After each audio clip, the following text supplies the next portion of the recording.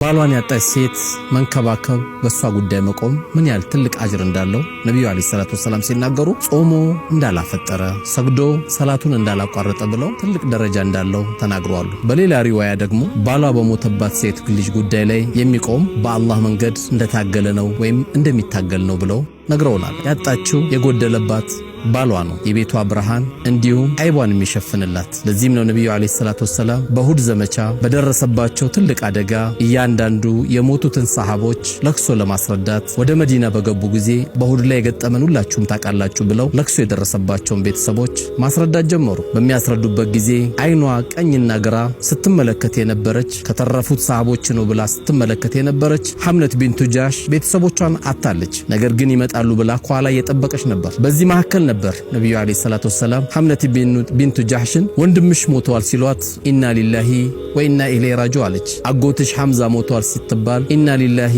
ወኢና ኢለይሂ ራጂዑን አለች።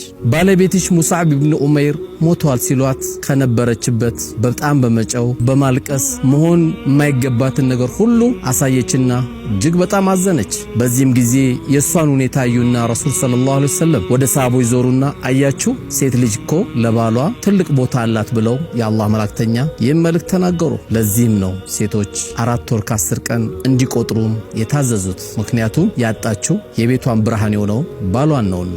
ወጀዛኩሙላሁ ኸይር።